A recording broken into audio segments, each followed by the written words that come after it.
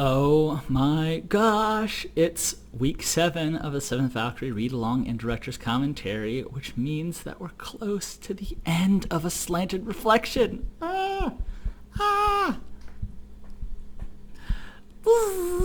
I'm sorry, I am. Yeah. Don't look at me like that, Stardust.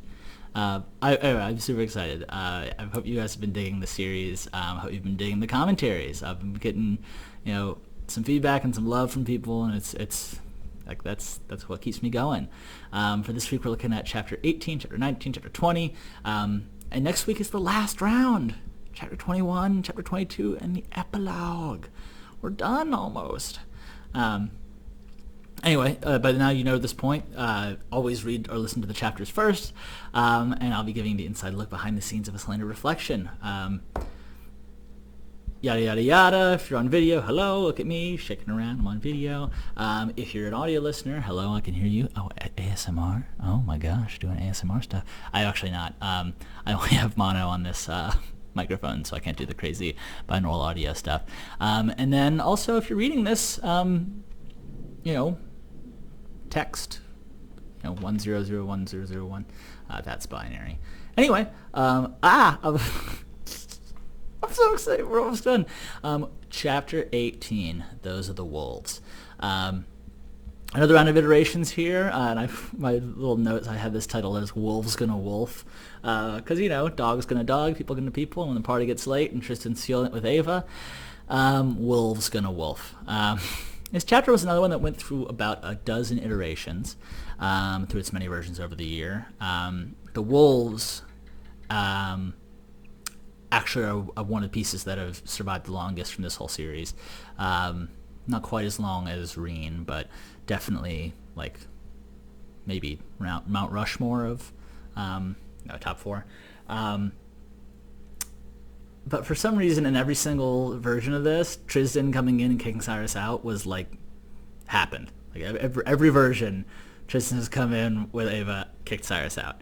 Who knows what that says about me? But it's what has happened after that has changed a lot. At some point, Palin was going to come back looking for a fight. At another, random people were going to see Cyrus and react pretty harshly. But at the same time, I thought about both of those, and it's none of those really made sense. For a group of people that can be this organized, it wouldn't really make sense for them to bring a tasty foreign object into the heart of their den without making it explicitly clear that this is off limits to mess with. And everyone was like, what the hell? And it's everyone knows, we got the drill. So you get a little bit of questioning as he comes in and a bit of investigation by the wolves, Rania and Renzo. And the guys, coming in for a smoke and drink, say hello, but, it's not quite the same level of conflict that had been in the earlier versions, which makes sense to me. It's no one's looking for starting shit right now. Instead, you get kind of this awesome, I call it awesome, but I like it. This moment with Cyrus where he kind of gets to start to explore the world of magic, and his growing perception and kind of sixth sense. And we get to learn a little bit more about that part of the world through him. With the magic, the gifts, I wanted to ensure, and I wanted to make sure that the way Extranaturals viewed and experienced the world was fundamentally different than the way that the standard humans do. They see a lot of things as paints on a canvas, as musics and rhythms and arts and structures and energies and vibes in a way that's so entirely different from how we usually rely on the senses, but in a really beautiful way, I think. I also wanted to ground magic sense into reality. I'm definitely not the first person to have the idea that magical peoples have enhanced senses or can detect, others. But I feel often they're either normal senses, just super powerful, or they're just this unexplained, if you are XYZ, you can just detect people. It's this magic radar that sees through walls and is perfect. I tried to find a middle ground here for a few reasons. First, I love to describe the way that the Extranaturals experience it. An old friend of mine once said, it's I actually just saw him yesterday. Gilberto said, you need to find some way to be at least a little happy wherever you are, or you'll never be happy anywhere. And that moment really stuck with me. And I think you can find beauty and purpose and art and wonder everywhere if you look hard enough, even if it's just a little bit. As a writer, it's kind of fun to see. It's kind of a fun writing exercise to see the world through Cyrus's eyes, and kind of distill what I see into like writing to share with you guys, and to distill what you see and hear and feel into something that feels more meaningful, more tangible. The second reason I love writing it this way is that we get to really see the Edarans and Extranaturals and how they see the world very clearly.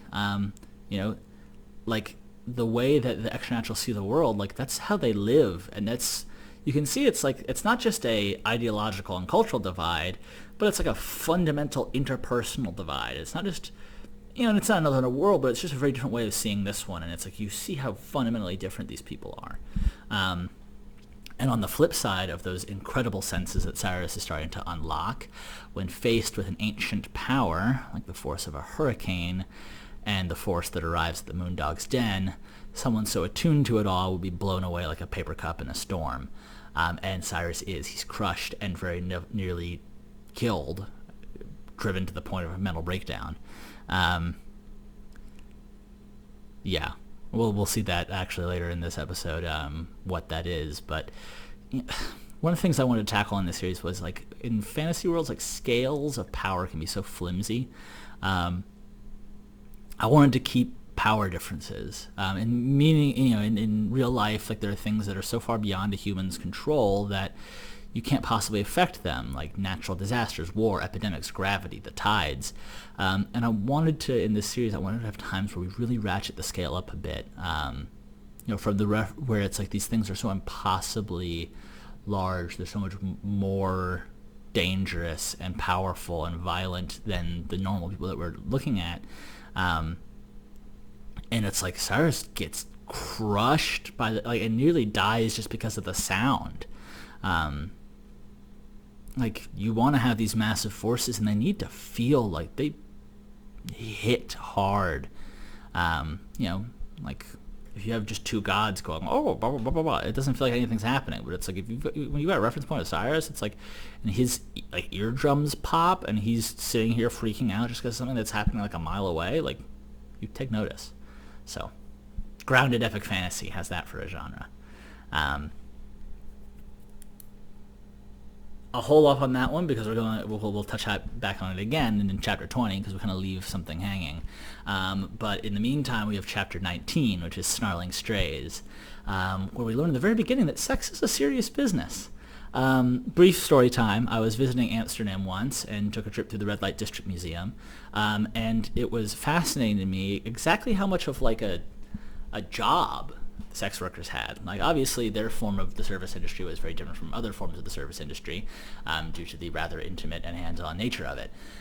But it's like everywhere throughout the industry there were just like steps put into place to make sure that it was organized and safe and like, economical and efficient, and it was like the most, like, it was shot, for how much it kind of gets stigmatized in some cultures. It was like, well, no, this is like, it's just business. So I kind of tried to capture that, like, in a place like the old city where people are very, very open about sex, drugs, alcohol, etc. It would make sense that they would just have as many regulations and rules about the industry, trying to keep their girls happy, safe, fulfilled, economical as possible. Another funny story. My mom hates reading about these sections. I should have expected it, since she listens to the audiobook. I just didn't expect that the first, think of the children complaint I would get from my own New Orleans-raised, not entirely reformed party girl of a mom. As a side note, love you, Mom, more than anything, but you didn't think you'd make the director's commentary. But it was just so funny. I got a video call like, Colin, I can't be listening to you talk about these things. And I'm like, I'm sorry. And she's like, what is Aaron gonna think? What are your little cousins? And yes, this is I can't believe this. I was like, I'm sorry. Well, I'm so sorry. Anyway, what was I even talking about? Chapter 19, Snarling Strays. Other things that we get from this chapter are some more character collisions, and then some also kind of fun dramatic tensions that we get to layer on top of each other. We get two new narrators in this chapter. And I actually like how you get to play with the dramatic tension here with the three narrators. So as readers, we know that Val has infiltrated this home, or he's going to. We also know that Rat is the person that they're meeting, and he is tied to the Machine King. So as we're watching this from a kind of, we get to see this unfold from a perspective of someone who doesn't know any of these things. There's a plan to strike at the girls. Who knows how many others around the city. And that comes to a head when Yovan busts in to warn them and then gets hit by the darts.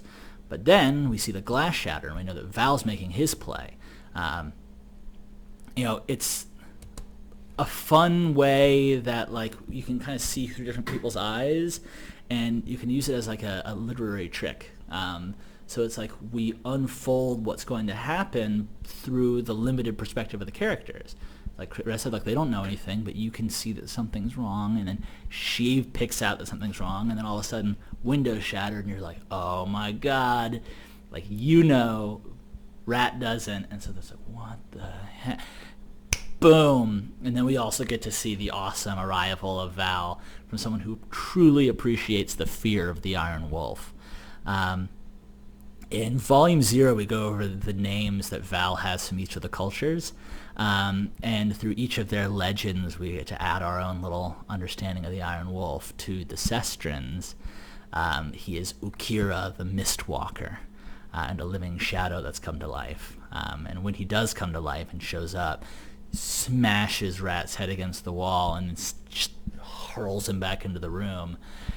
Ressa needs absolutely no convincing to follow her training and escape. I also love that how in this chapter we got to remember, again, why Val is such a figure of legend. He's been fighting from behind all book. He's been beaten, exhausted. He's been riding for days. He's been injured, hurt, way outnumbered. Dealt with a lot of fierce challenges. With one arm, he escaped from town and nearly beat down Rat and a team of trained mercenaries. And now with both arms and the element of surprise, and against men who are admittedly lower on the totem pole than the hyper-trained soldiers he's used to dealing with, he's really not facing a challenge. Remember what I said about comparative power levels? There's a trick in wrestling. I used wrestling a lot, actually, for wrestling. There's a trick in wrestling where you make your hero overcome the odds by giving them an injury to fight through, so you make it more of a fight and give the bad guys a chance, and that's satisfying because you have your hero overcoming all the odds. But the best payoff is when you've been doing all that and then the injured hero returns at full strength and just cleans house. And here's the thing. Val's not even at full strength yet. He's still injured in this one, and remember Michael Jordan's first half season back? Yeah, imagine him taking 7 seasons off. Val is getting spun back up, and he's been training, but he's getting back in the groove, and you start to see this man turning into some freaking danger. Speaking of danger, moving into chapter 20, Aerithim, which was one of my favorite characters to voice so far. You have you just have this raw element of power in him. First of all, even after Cyrus is sort of healed and rested and given food and rested again and given drugs and healed again, it takes a lot to get him even straight to normal after what he suffered at the hands of Aerithim. And then, of course, he's sent up to face this guy. I really liked the southern voices of the wolves, but Aerithim is by far my favorite. Just something about that voice, I think, just captured his power, but the grounded nature. He's got this effortless class, and yet he's still a little bit folksy and approachable. He still has a family, he's still a family man, but underneath it, there's a strong danger. His voice is one of the ones that feels like I'm becoming a different person. And there's some characters I just slip into them, and then it's like they're talking, and Aerithim is certainly one of them. God, I love that voice. So, the one funny side note there is that it absolutely blasted out my voice. I had to take about a day and a half of voice rest after this chapter because I was coming into the last two and I didn't want to be like, and then the final battle is, I literally blew out my voice doing 45 minutes of Aerithim. Yeah. So, but another thing we get to do in this chapter is we get to pay off some collisions of scale. We've seen a little bits and pieces of Cyrus' story throughout the past 2 volumes. And the Valgardians have always been this myth, but now we get to see someone who was around to see a Valgardian, which is a little stronger of a connection to this mystery that Cyrus has been chasing. I'm such a goon for epic lore and grand worlds, and especially when like a personal scale collides with the expansive rich history, and getting to kind of start to connect those 2 dots, and they will continue to connect. I don't leave that unpaid off, but getting to start to connect those 2 dots through Aerithim was really satisfying. We've got a little bit of a sense now for kind of this large-scale, centuries-old mystery that Cyrus has to uncover, and with each step further into the future, we also get a clear picture of the past.